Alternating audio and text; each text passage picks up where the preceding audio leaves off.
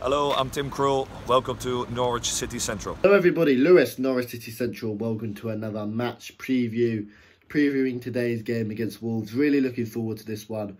Norwich City coming off the back of a really good result away at Leicester.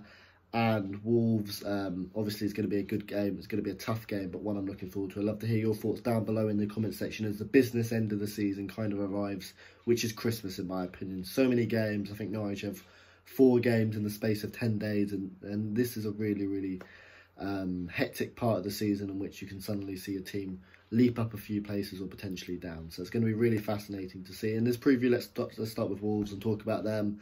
Under Nuno, they won the league, they won the championship a couple of years ago, and they look a really good team. They've got so many world-class players in their team. Ruben Neves, João Moutinho.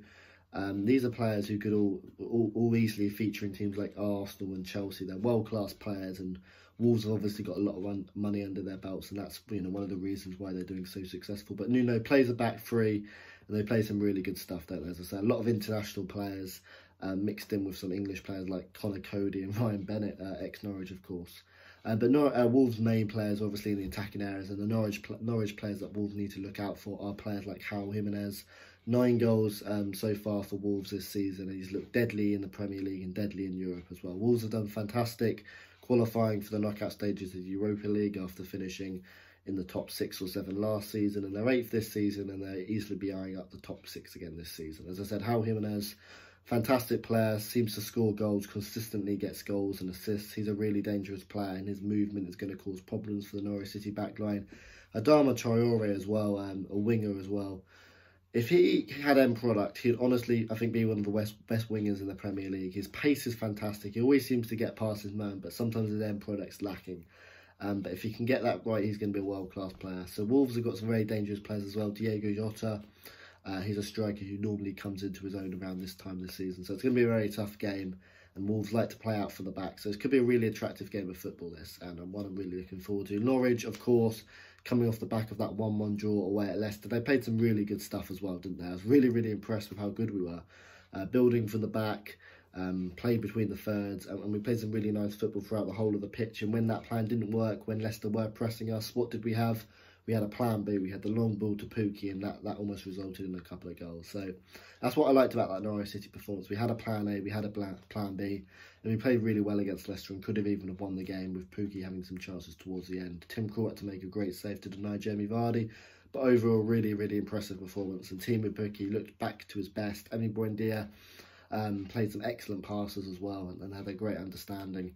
And I'd probably play that team again at home to Wolves. I think they deserve another chance. I thought Cantwell continues to look impressive, and his confidence, you can see, is really thriving.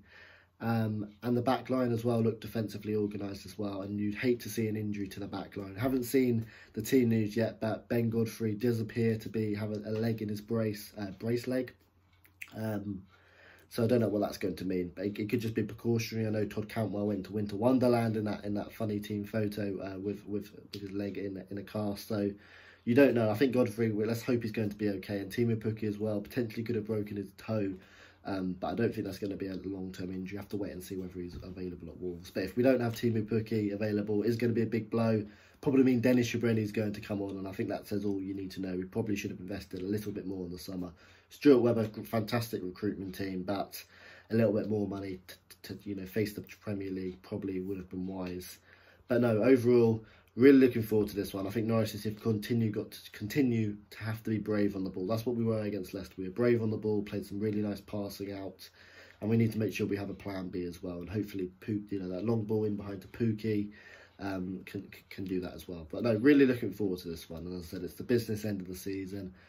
Norwich City then play again a few days later on Boxing Day, and then 2 days after that against Tottenham, and then I think 3 days after that are home to Palace. So all the fixtures are coming quick and fast, and Norwich City are going to have to be prepared for them. And if we do have any injury concerns, that's going to be disappointing. But hopefully Godfrey's going to be okay, and it can be a Godfrey-Zimmerman partnership, because those two look really good together. Zimmerman coming back in the team has definitely improved us.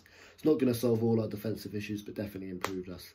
And yes, let's hope we get a performance which was like against Leicester, because the previous away game against Southampton, we were dreadful. And you think if we could have put that Leicester City performance into the Southampton one, I think we would have won. And yeah, same again, you kind of want to be putting the Arsenal performance at home rather than the Sheffield United one, certainly the second half. My score prediction, I'm going to back a 2-2. I think it's going to be a really good game, lots of goals, and I'm really excited for this one. And if Norwich City can get a point, that'll be a good result.